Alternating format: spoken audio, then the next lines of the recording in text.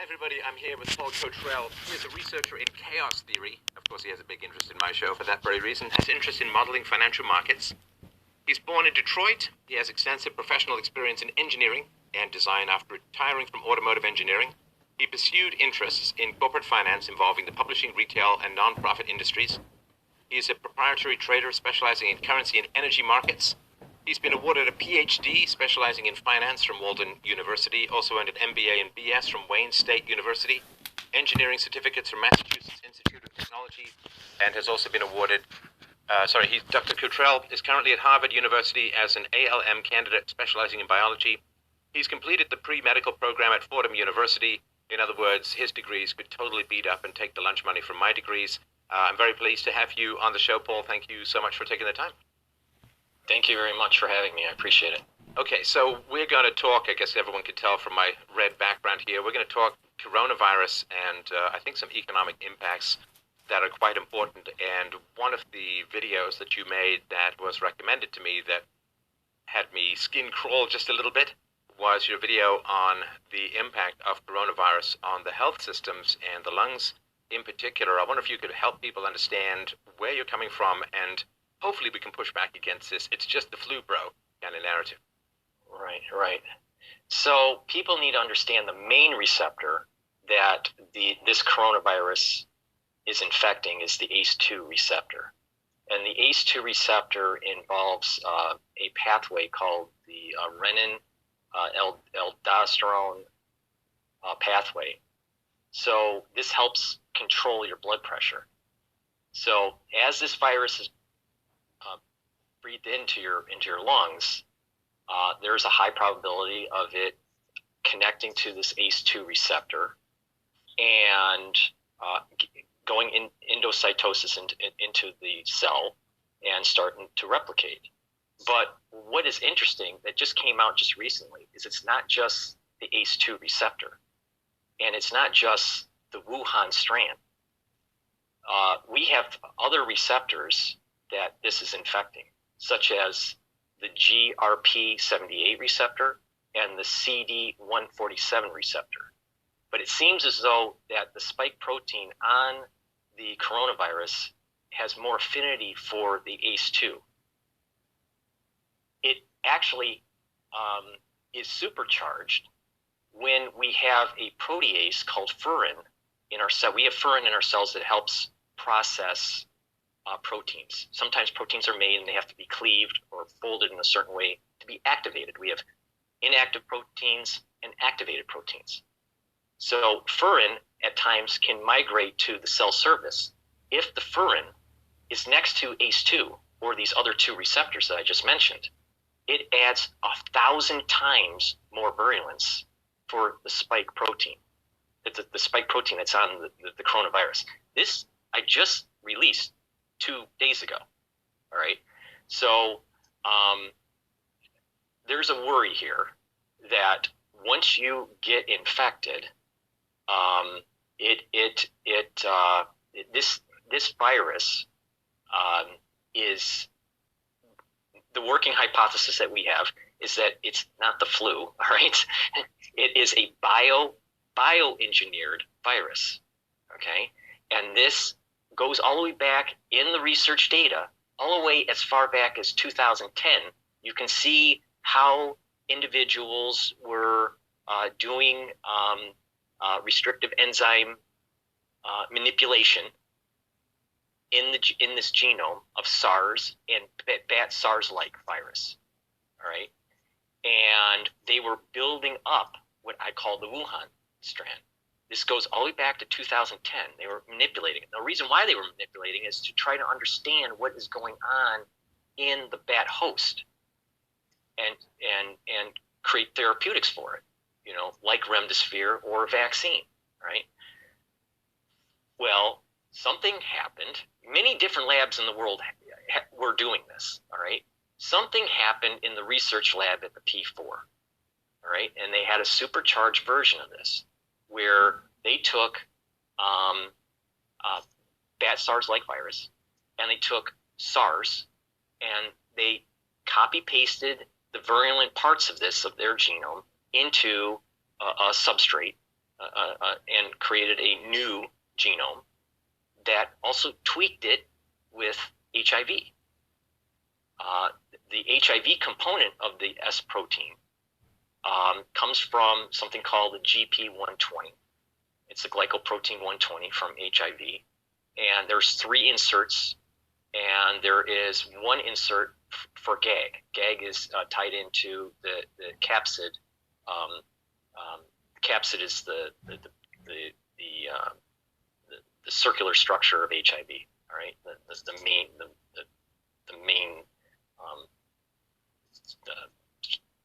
circle of it, if you want to call it that. So, with that in mind, over time, as it leaked out of P4 and it's been spreading around the world, we have about 35 or more sequenced Wuhan strands. All right, and it has branched off. There's been one that has branched off called RATG13. We believe that it came from Wuhan and not separate, a separate engineered strand, because it has very similar homology of the genome, and that the GAG HIV part that I was talking about on the Wuhan starts to break down. So you have these stochastic processes as it moves around in the population where the nucleotides will change. And if you have enough nucleotides changing, your amino acids will change in the protein. So you have these stochastic processes that happen during just normal mutation. This right? is the high mutation capacity of the RNA, is that right? Right. So what happens is that we have this virus is an RNA virus, and when the RNA virus gets into the cell, to prove your point, it gets into the cell and it starts to create a protease. A protease that it creates is 3CL, and that 3CL helps to fold the replicase. That replicase is what starts to make the proteins off of the RNA and the RNA duplicates of the RNA. But viruses mutate a lot, primarily because the replicase is not very good. It's not like our polymerases, where we have checks, proofreading mechanisms. So higher organisms will have proofreading mechanisms if things aren't working right. Well, these replicases are polymerases. It's the same word, same thing. But basically, these replicases, they make a lot of mistakes. But in the world of natural selection, that can allow for attenuation, the weakness of a virus, or it can allow sometimes more virulence. And this is why I'm concerned about the 3 receptor issue. I call it pinballing, where over time, even though we have high virulence with the ACE2, over time it's going to attenuate. But another wave could come because of natural selection, and it gains affinity to, let's say, CD147 or GRP78. So your listeners can see that this can be pinballing back and forth as it's going around the world. Well, this is something I've sort of interrupted, but this is something that I've really tried to emphasize in my presentations, knowing, as I have studied quite a bit of the medieval history of the Black Death, it came in a series of waves. People think of a plague as like one big Albert Camus kind of peak and then a trough, and then it evens off, or maybe it stays kind of low grade in the population. But if you look at the 1819 Spanish flu, yes, we're going to call it the Spanish flu because we're sane. The Spanish flu came in a small wave, a large wave, and then a smaller wave. And the bubonic plague, the Black Death, came in a series of waves over decades, some places even longer in Europe. And this idea that you can just get this peak, tamp it down, social distance, and deal with it, there's nothing wrong with doing it. It's a good thing to do, but we don't know how big the second wave is going to be, even absent mutation. It's just the way these things tend to roll. Right, exactly. We are looking at the epidemiological dynamics of the Spanish flu as a proxy. The difference is we didn't know molecular biology in 1918. We do now. And this is a engineered virus. Okay, so there's a lot that and the Spanish flu. There's a lot that you talked about at the beginning. I kind of want to break it down a little here because it's you're squeezing so much information into so few syllables.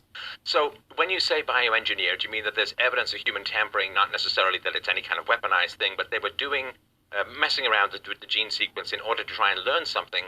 They put some dangerous stuff in there, and it got out. And I've heard the AIDS insert. I've also heard that the AIDS insert has been questioned, or some of the papers have been withdrawn, although these papers being withdrawn, you never know if it's political pressure or economic pressure or what. So the AIDS inserts that you're talking about, help me understand a little bit more about some of the controversy around that. Okay, all right, here's what happened. On January 25th, I looked at the genome in the NIH database that was released from China. I was only doing it for fun because I took bioinformatics at Harvard, and I was just doing it for fun. All right. So I went in, and then what I saw was the copy paste of you got to remember that this genome is 30 nucleotides long, 30,000 nucleotides long. Okay. They copied bat SARS-like into the replicase. Bat SARS-like was good for the replicase part of it. So it could replicate, but it didn't have a good spike protein. So it wasn't that virulent. Okay, spike protein, just remind me of the audience. The spike protein is the corona that they're talking about. Okay? You have the virus, it's circular and it has spikes. So it's called the S protein or the spike protein. That is what attaches to the receptors. Okay? That has if you need more visuals, just check the thumbnail. Because I've been using this thumbnail for a while. It's called the coronavirus because of this halo and these spiky things. They remind me of sort of sea mines in sort of World War II with their little spikes coming out. Exactly. So that's how cells can communicate. Is these receptors? We have receptors that take on hormones or different chemicals and creates a whole downstream effect of processes. Well, viruses have learned through natural selection a way to connect to some of these receptors. They're brought into the cell, and then they start using the cell machinery to replicate. Now, so this spike protein is the key to the receptor. The receptor is the lock, if you want to look at it that way. Now, in terms of what happened, so I looked at the genome on January 25th and then on January 27th. And I saw that they took the best of both worlds, the best of the replicase, about 2,000 nucleotides, and pasted it in. That's not zoonotic. Yeah, the idea of that, that's sort of the 1,000 monkeys typing Shakespeare, the idea that this replication of another RNA sequence would suddenly appear in this one, almost perfectly copied, as you say. This, the odds of this arriving from natural selection is like sort of a whirlwind going through a junkyard and assembling its 747. Exactly. And then they took the best for the spike protein from SARS and put it in, and then they tweaked it with the HIV. All right? It's not HIV. It's not HIV virus, because HIV virus is a retrovirus. It has a different type of genome. It has different mechanisms. It uses reverse transcriptase, and it integrates into your genome. That's why HIV is is such a problem to try to fight, to treat. But this is not, if you get COVID-19, you don't have HIV. And a lot of people think that. But what they did was they understood that each amino acid either has a neutral charge, a positive charge, or a negative charge. Well, you have those amino acids for the lock or the receptor. So if you know the charges of the receptor, you can program the spike to lock in correctly, to have the right charges, the right charge topology to lock good. And that's what they did with the HIV homology. They changed the amino acids in such a way that it had the right positive charge to the negative charge on the receptor of the ACE2. So, and we've had, then you look at the clinical side, you hear that there is a down regulation of antigen presenting T cells. Well, that's your white blood cell count is going down. So that does have that hint of AIDS. Well, and then of course you have this double whammy that you have an infection and, well, the white blood cells which are designed to fight the infection, those numbers are going down, and this might be one of the reasons why it's so hard on people's system. Right. So okay, now around this time, is early February, where 3 Indian researchers published a paper on Cold Spring Harbor's website, non-peer-reviewed website, but that's how a lot of this, cutting-edge research is first. It's a white paper that's issued for comments, okay? And it showed how they looked at the Wuhan strand that was released by China, and I personally went into the NIH database and did to double-check the research. And if you look at the genome that's published for HIV-1, there's different types, but HIV-1, and you look at the protein sequence of GP120 and GAG, and you type in those sequences, those inserts, and look at the actual genome that's for Wuhan, you see it, and so it's not like they did a false paper. Now you got to remember how researchers. Sorry to interrupt. There was a lot of pushback because I remember reporting about this when it first came out. There was a lot of pushback. If I remember rightly, the paper was withdrawn. Do you know what the criticisms were of this identification? They said that the methodology was wrong. So, but the thing is if you see the sequence and you see it for the spike protein, that makes it more virulent.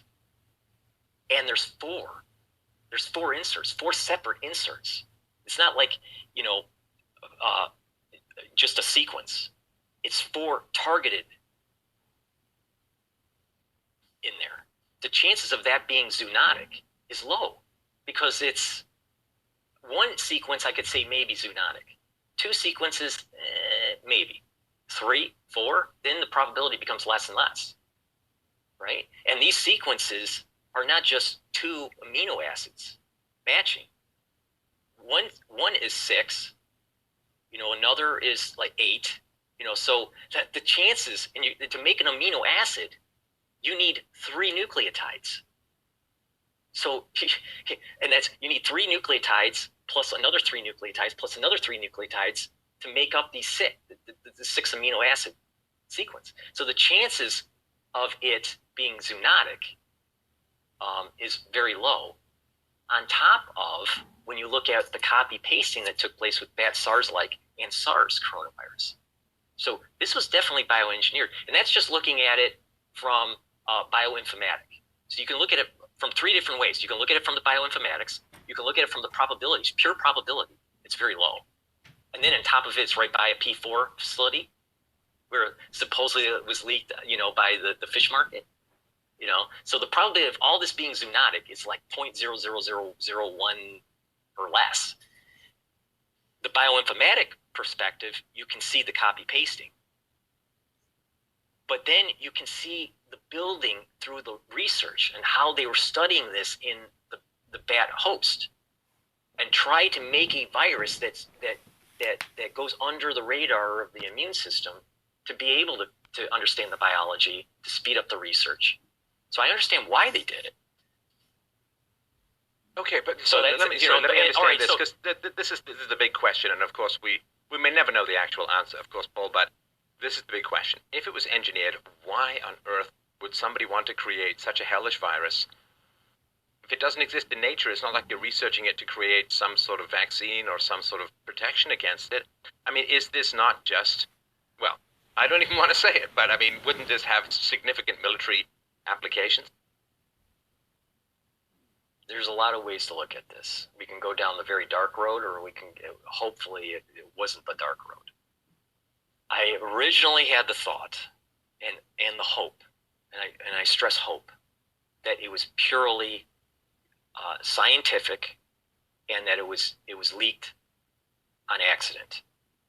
But you can have something that is scientific, going in the scientific pipeline, and then and then bifurcate and then have a dark operation going on. So they could have been building up this virus in 2010, and there is some evidence to your point, and around 2015 where it went dark op. And so they developed something, and the military were like, "Ooh, that could be of use to us." Yeah, that's what I think happened. Yeah, I think that's what happened. Now, that's going down a dark road, and if that, why was that released? Was it released on accident? Was it released on purpose? Who released it on purpose? Why? It opens up a lot of questions that may never be answered. But I understand why it was being developed in 2010 all the way through, up to, lots of labs were working on coronaviruses, to try to come up with a SARS vaccine. I mean, that's well known. That's public information. They were trying to come up with SARS vaccine. This is one of the research lines of trying to find that, because this virus is, even the code name for it is SARS-CoV-2. COVID-19 is a disease. The actual virus is SARS-CoV-2. So they're even admitting in the scientific community this is SARS. Now, you had mentioned earlier, it was 30 or 35 variations on this coronavirus. Can you help me understand that bit out? All right. So, yeah, the 30, 35 thing. So over time, there is this stochastic mutation that's taking place, right? So when that happens and people get infected in different areas, they have been sequencing. So the last I looked was last week, and there's over 35 Wuhan strands of this. So there's the California one, there's the Illinois one, there's Hong Kong, there's South Korea. So there's... Okay, but so what do you mean by strains? Variations on a theme, but would the same vaccine work against all of them? The genome is so similar. The genome is so similar, you can call them the same. They're from the same family, from the same lineage, and that the therapeutics, high probability that they would work for that family. But Sorry, when you say therapeutics, because there's two. There's the actual targeting of the illness. There's a bunch of Australian researchers who found, I think it was a drug that deals with malaria, and I've also heard the AIDS drugs or HIV drugs work. So there's two therapeutics, right? One is just get oxygen into the lungs, which is the intubation, which is the oxygen mask, and so on. And then there is the actual targeting of the virus. And so you're saying even though there are local variations, the same medicines might target, or probably would target, the same variations of the virus? Yes. When I say therapeutics, I'm saying like remdesivir, antiviral medications. I'm not talking about ventilation, but that is a therapeutic also in definition. But okay. But a pharmacological therapy. So you have as it spreads around the world, it's going to have minor variations in its genome, and they're sequencing those and publishing it. So there is more than 35. How many, I don't know today, but last week it was around 35 of the Wuhan, and only one of the RATG13. Now, over time, we're going to see much more of the RATG13. Sorry, remind me of the difference between that acronym. Okay. So I don't know what the acronym actually stands for. That's just the code. That's the code that they have. So you have this is what I think happened. You had a bioengineered virus that leaks out of P4. It's Wuhan. Wuhan then starts to mutate, and we sequence, and we have 35 different genomes that are so similar, just a few nucleotides or whatever that are different. Something happened, and there is a zoonotic mutation that takes place that's beyond just it gains function. It has a different dynamic. Is it more virulent or less virulent? I don't know. I don't think there's enough research to say either way. It could be more virulent. It could be less virulent, but it's different. It's different enough to say it's a cousin. It's not in the family. It's not siblings. It's a cousin, all right? But there's only one of those that were sequenced that I've seen in the NIH database. Well, there were 35 Wuhan. So as time goes on, you're going to see more and more of these being sequenced. But it's important for the listeners to realize just because there's 35 of Wuhan doesn't mean there are like radically 35 different viruses that are attacking you. No, it means that out of this 30,000 nucleotide genome, you may have 50 nucleotides different. And just because you have a different nucleotide doesn't mean that it codes for a different amino acid. So you have to have enough mutation that takes place. So my concern here, Paul, I think everyone's concerns, is if it starts to drift even more, you're going to end up with like the common cold or the flu, wherein there's just enough variation, at least with the flu, right? I mean, how do they get the flu vaccine every year? Well, they just kind of guess how it's going to mutate the next year and try and figure out what spectrum to apply there. Because if it starts to drift even more, and given its replication rate, given the non-asymptomatic transmission rate and so on, seems to me it could be kind of likely. Is it going to drift enough that we're going to end up with, well, I guess further than cousin relationship, possibly even outside of medical help? Well, here's the thing, is that viruses and lineages of viruses can attenuate in the population usually, and they learn, and it becomes less virulent and more common, right? Coronaviruses are cold viruses, right? Many viruses are cold viruses, but this will attenuate. But my concern is that because of the mechanism, it's bioengineered. This is something that we've never really seen before, that, to our knowledge. Maybe they have released other things into the population we don't know about. But let's assume this is the first bioengineered virus that really leaked out that has this level of lethal, or virulence. My concern is as one receptor affinity starts to attenuate, another receptor affinity starts to get stronger. And this is where I'm worried about that second, third, fourth wave. I believe that just with Wuhan, I don't know about RATG13. That's really new. That was only sequenced February 24th. That it will attenuate, and we'll have this big spike, and then we'll have a secondary and a tertiary. And this duration is going to be 18 months, using the proxy of the dynamics of the Spanish flu. All right. There was a secondary and a tertiary wave. But again, that wasn't supercharged. We have a supercharged situation where it's designed to pinball back and forth. That's the way it looks like it was designed for. So as it's attenuating for one set of tissue receptors, it's going to attack other tissue receptors. And we don't know what the clinical presentations are. This thing could be 20 months, die out, and then rear its head up again in 5 years. Because, it learned to just kind of live in the population. Just because no one's sick or seems sick doesn't mean it's not around, right? It's just, it has a low viral load on the body. Well, but then is there enough of a mutation that takes place that, bam, it pops up again? Right. And this goes, to me, Paul, some way towards explaining two other things. One, of course, is that there have been some, I'd say, fairly significant evidence of reinfection rates up to 14%, which is not good. Now, some people are saying, well, it was an error in testing and so on. Yeah, maybe.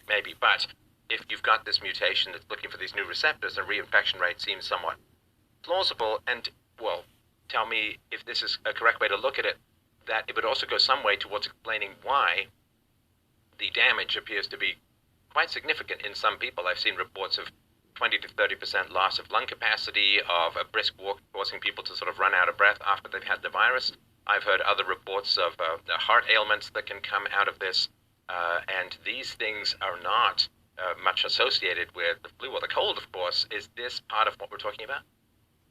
Yes. See, people need to realize that the ACE2 is not just in the air sac cells. it's also in your myocardium.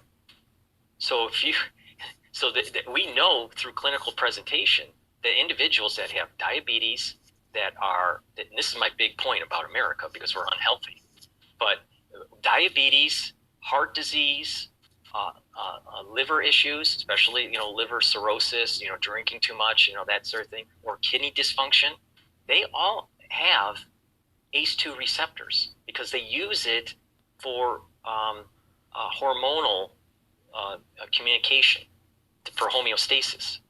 So this virus is using that, and it can shut down the heart or turn down your kidney function. So it's not just lungs, but you can get it into your lungs, and then you get that viral load. It takes a little bit of time. It starts multiplying. It exocytoses out of the cell, and it's all over the body. And it moves. If it's not treated, it can move towards like sepsis, where you have multiple organ failure. So if people are already compromised with a low immune system, diabetes, and again, that GRP78, that's glucose receptor protein. So glucose is involved in this. So but that's a chaperone protein within the cell. But if we're stressed, if a cell's stressed or tissue stressed, it will upregulate that and turn into a receptor. So if you already have a compromised immune system, you'll upregulate GRP78, and that virus can get it. Virus can use that as a window to get into the cell. Okay, so it seems to me that the scientific community, if what you're saying is correct about the evidence for it being bioengineered, it seems to me that the scientific community should be front and center with this, talking to people about this being not something that's just evolved, not something that just drifted from bats to people, but given the evidence that it is a bioengineered virus, this should be front and center because, as you say, this is unprecedented. Why do you think more people are not coming forward to talk about this? Well, it goes back to the 3 Indian researchers. You got to remember that researchers, they get their grants from the government, all right? And you're not going to say things that will upset the apple cart for your funding, for your lab, right? So that's one component. People are afraid because of the way the grant system is for research. Second, it shines a light on how dangerous some of this molecular biology can be, and the lack of protocols and the hubris of the scientific community.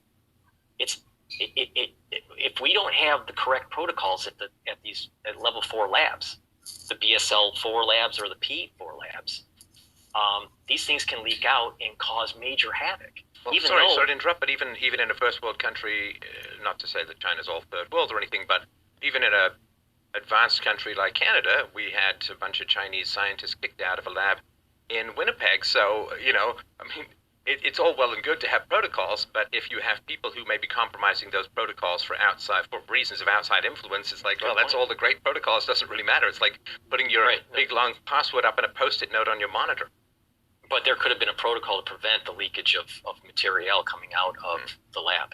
And there's the problem is that not only could have been just an accident leak, but there could have been a purposeful leak, an espionage leak, because you can use a bioengineered virus and turn it into a weapon very easily.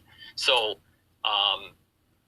so protocols, are not just the lab protocol, but also how to prevent people from stealing material. I think that's weak also, but it shines a light on some of the things that are happening in dark operations in these labs. And I don't think people really realize. I mean, maybe they realize it with the nuclear, age and the nuclear, Los Alamos type technologies and stuff like this. But I don't think people really realize all of the things that are happening with these labs and how they're tinkering around with genomes and making chimeras. And, I don't think the average person really understands it. Well, of course, the Especially phrase with that's always, CRISPR. the phrase that's always used is playing God, but that's actually not quite accurate. More like playing Satan. Sorry, you were going to say something about the CRISPR technology. Right. Well, right, exactly. It's like, I agree with you, like playing Satan. There's a hubris in the scientific community to think that and this is where the chaos theory comes in. They have a hubris thinking that they can contain it, that they know better, that they have the protocols or the knowledge to understand what's going on and that everyone will be safe. But then some black swan event happens and it creates a thunderstorm of activity that could not be predicted. And the whole system goes in chaos. And eventually it will reach equilibrium. But I love the movie Jurassic Park. I was just thinking of the Jeff Goldblum character with the water on the hand and which way it goes, right? Well, no, it was when they were in the dining room when he said to the guy that created Jurassic Park, the older guy, and he basically said, your scientists were so busy trying to do it. Oh, I'm sorry, I remember the quote, kind of annoying me. They were so busy wondering if they could, they never thought whether they should. Exactly. And this is where philosophy comes into this, is that asking that question, are we too hubris to be messing around with this stuff? And if so, what sort of procedures, policies, checkpoints could be put in place? This philosophy has a lot to do with solving this problem, because there was this hubris in the scientific community that they know all. And, people also forget, sorry to interrupt, but just a minor rant here, people always forget, they think censorship is, people showing up at your door and throwing you in jail for a tweet, and there certainly is that aspect of censorship. They think of social censorship, like you lose your job or you lose your income or in some way because you posted something that the mob doesn't like. But scientific funding is censorship, and people always forget that whoever pays the piper falls the tune. And if the government is funding, then the promise or withholding of funding is a form of very brutal censorship on the scientific community, which is why you get this grouping, which is why you get this conformity, which is why people, I think that their trust in scientists, given the failures of the peer review process, given some of the inconsistencies in global warming panic scenarios, and this as well now, where people may have created this virus that's going to take out some percentage of the world population, it's like, it goes back to the injustice and coercion of scientific funding and how much it gets people to fall in line and not question an orthodoxy, which is the exact opposite of what the scientific method is for. Exactly. Anyone that has written research, they have to go through a peer review process, But sometimes there's dogma in that peer review process. And if you're a unique thinker, someone that is like a paradigm breaker, paradigm shifter, it's really hard to get your research through that, right? So I think what happened with the Indians, the research was pulled down, not because of bad methodology, was because of the whole system and of how it's funded, how labs are funded. Now, what's happening with United States scientists? I think it's very similar. Look at what happened with Lieber, Professor Lieber at Harvard. He was charged for espionage. He was leaking classified information to the Chinese through the 1,000 talent plan that was published in 2008. He was part of that. And there were other graduate students in other universities in the Boston area that were tied to this. And he was a chemist and a biologist focused on nanotechnology. So kind of like we've been infiltrated. That's one problem. Another problem is the peer review process and the paradigm shifting, which I think all disciplines, even in philosophy, have to, manage through. But there is this afraid to step out onto the battlefield, is what I call it, and actually try to make a difference and warn people that something's up. You may not have, because of the fog of war, you may not have all the pieces. It's very cloudy, but that's the battlefield.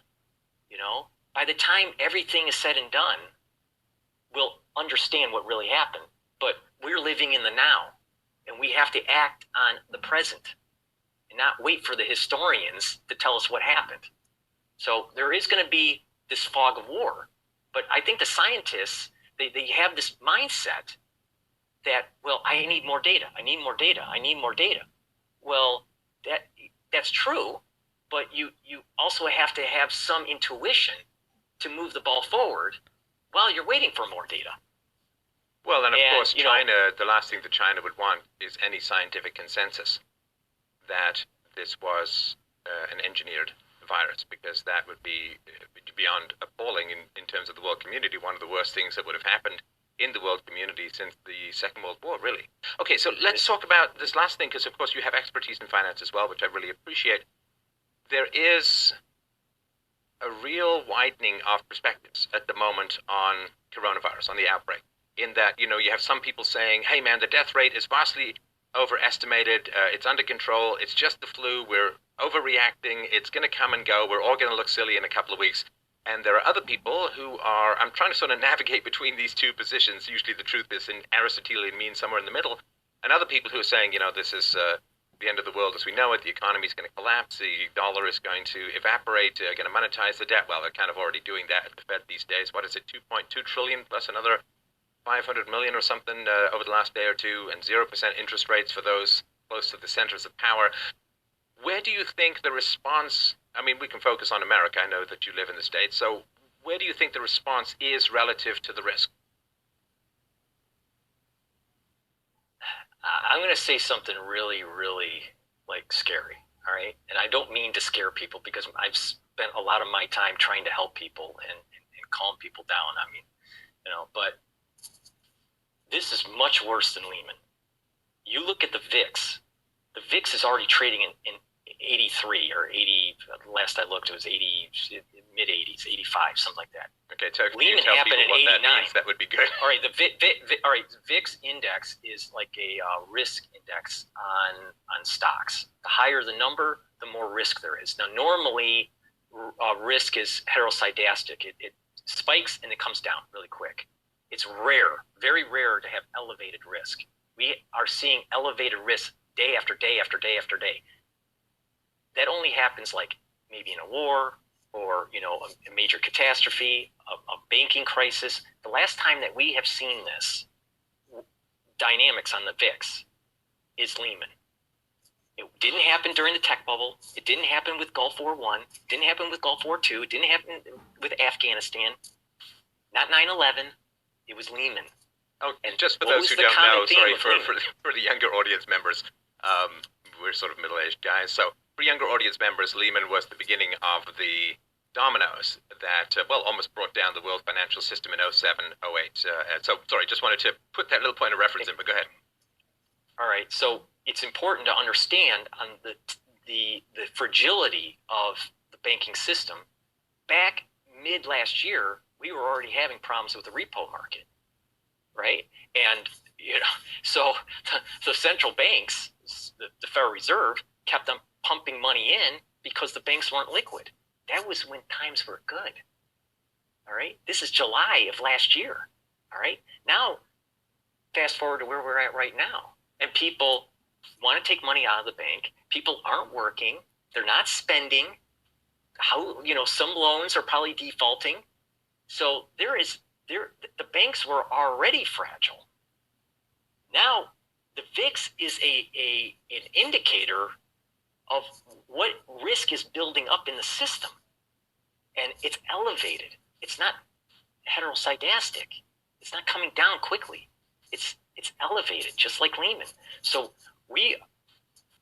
I really believe that we are in 1929 or worse, because 1929 it was about fear, about markets. This is a virus that's shutting down the economy. And the virus doesn't care about how much money is pumped in by the Federal Reserve. It has no transmission connection to that. All it cares about is its host and how to divide and how to multiply and how to get, in the spread. It doesn't care about the Federal Reserve. The problems that we had with 1929 were somewhat agricultural and, and stock market related. Well, it was a lot of policy problems, and that the lever that causes the problem you can use to solve the problem. And so, given that they were flooding the market with funny money, given that they were manipulating interest rates, at least you have a lever that can undo that kind of stuff. But which of course they didn't do. The 13-year Great Depression culminating in World War II. But as you point out, this is not a policy issue. Now, policies have made it a bigger problem than it should be.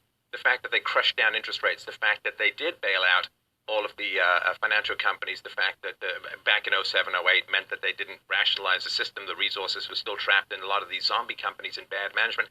The fact that companies have been using these crazy zero-interest loans and these bailouts to buy back their own stock and retire wealthy. So there's been a lot of policy problems that have meant there's not a lot of resources available to deal with this virus. But as you point out, the virus doesn't care what the interest rates are, so now that everyone's in the mess, policy is not going to be able to solve. I mean, other than, to me, a laissez-faire policy would solve it, but that's not about to happen.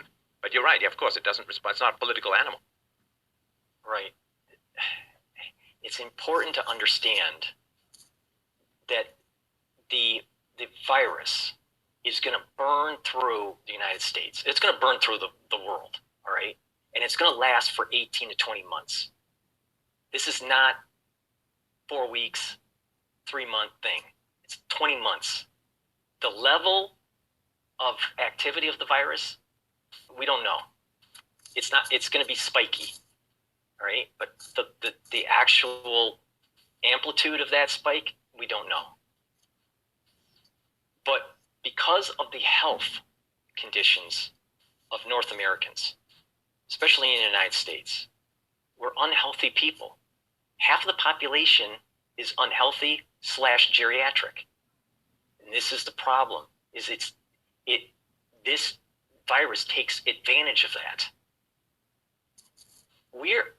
I'm probably stepping out on a limb here compared to other people, but 165 million Americans are going to be infected with this virus in 20 months.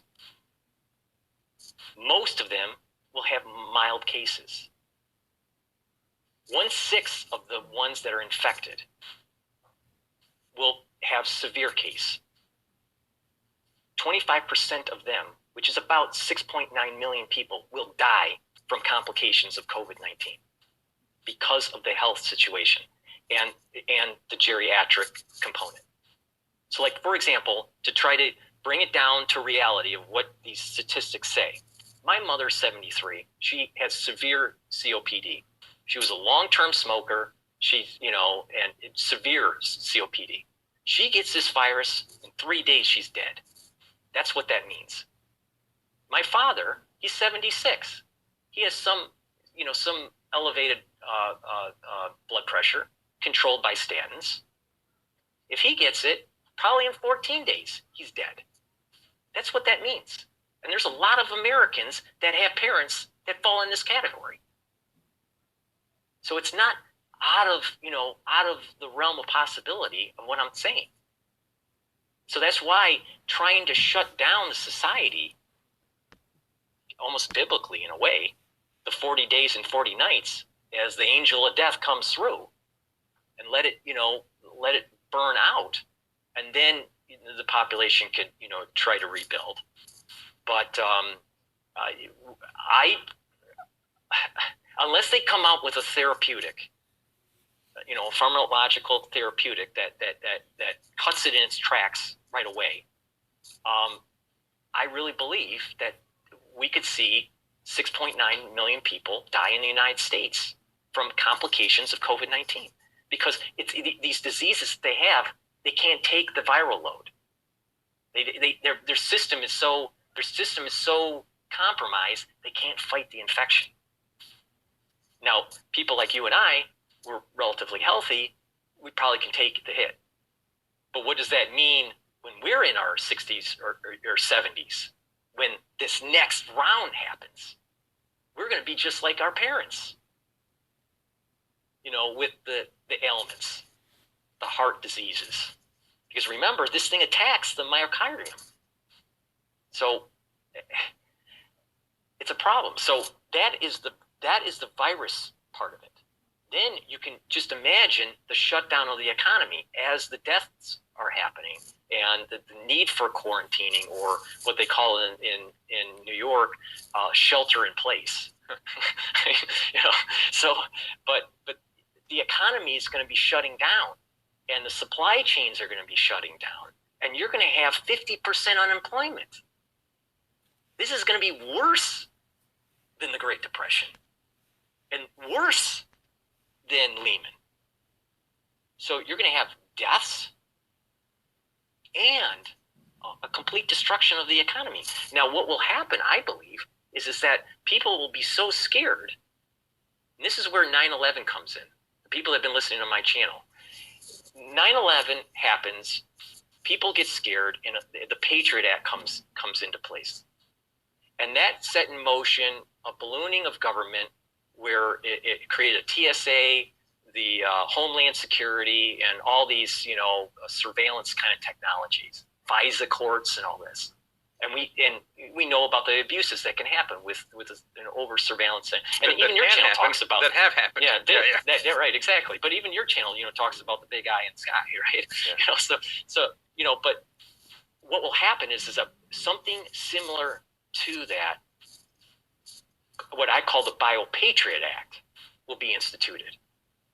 And it will force decashing. And decashing has been on the books, at least in the working papers at the IMF, where they don't want coinage. They don't want bills. They want all of the money supply in the banking system. You can't ever take it out. Never have a bank run. So if the virus can be spread on dollar bills or coins, people will have the fear just like they had during 9/11. You know about, the psychology of fear, right? And the cortisol levels go up, and people just want a solution when they're in fear. Well, the government will say, well, the solution is decash. We won't, and we'll have a blockchain type technology that the central bank issues, and we are now in a 100% digital currency. Well, then you add in the social scoring, you add in forced vaccinations, that are tied into the Bio-Patriot Act. And then if you don't get your vaccine, you can't get your money out, you can't get your job, and you can see the total, totalitarianism that will take place with this Bio-Patriot Act rolling out because of this virus causing such havoc in the economy. So it's almost like if this scenario, if this scenario, if it plays out, the ball, of course, it's almost like China is spreading totalitarianism through a virus. Yes, in a strange way it is. This virus seems to be, carrying the Chinese flag, the CCP flag. Yeah, in a strange way that we will see. You can see it now. It'll first start with socialism, and then it'll go to totalitarianism. And the socialism policies that we're starting to see take place in the United States right now. Here's a check. Here's a grant. Here's this. Here's that. It's almost like Atlas Shrugged. People need to watch the movie or read the book. It's a big book, so it's going to take a little while. Hey, people have time these days, man. But the thing is that you're starting to see people bugging out. You hear about technologies that could maybe supplant combustion engines. There's a lot of similarities. They had the special coin in Atlas Shrugged. This is kind of like the decashing thing. There's a lot of similarities. How Ayn Rand knew this, if it was the Akashic record or what, I don't know. But there's a lot of similarities in that book and what's happening right now. So I'm afraid we're going to lose our country. I'm afraid of losing our civil liberties. I'm afraid of this idea of forced vaccinations. And I'm in the realm of, medicine. The reason why I was, transitioning from finance to medicine is to go to medical school. So I want to help people. I want to learn about the biology of the body and all that. I'm not this kind of like person that's, conspiracy theorist against science. I'm not that. But I do feel that this is an opportunity people are using to roll out severe socialism that will lead to totalitarianism. Well, it's a tough situation as a whole because for those for those who feared that America was going to lose itself through demographic change anyway. At least this is slowing that down by closing borders. So it's a complicated situation. So listen, great information. Just if we can spend a couple of minutes now that we/you have scared the pants off people, if you can give people some of your thoughts about how sort of average person can prepare for a worst case scenario.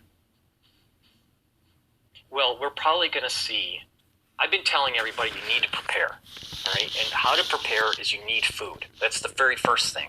It's a hierarchical of needs, right? So it's food and shelter, right? Your shelter is probably okay. But you need to prepare for food. 4 weeks is not enough. We're probably 2 months or more is what's needed. The medical system is not going to be able to take care of you. So, and I'm a fan of the medical system, or well, not a fan, but I mean, but we're going to have to go to the homeopathic remedies because you're not going to be able to get the 21st century healthcare. Some people will, but we're going to have a breakdown in being able to get to a doctor. So you need to try to boost up your immune system the best that you can. So that's the vitamins, the minerals, I can tell you what I do, and maybe people can copy it. I do multivitamins. I do vitamin C, zinc, NMN, C60, DNA Force, which is PQQ, CoQ10, and iodine and filtered water. No fluoride, nothing. No toothpaste fluoride, nothing. Stay away from the fluoride. That's to boost the immune system. Okay? Now, if I get sick, I worked with some researchers in Europe, and we looked at terpenoid and lignoid compounds that actually are protease inhibitors that you can get. They're in low concentrations, but they are in the nutraceutical world. You don't have to go to a doctor for it. The doctor version is much stronger, protease inhibitors. But if you purchase, if I get sick and I can't get to a doctor, I use forskolin, Relora, calendula, licorice root, and birch bark. They're known to be antiviral. Okay, and there is scientific studies that some of the compounds that are in these kill coronaviruses in vitro, outside of the body, in petri dishes.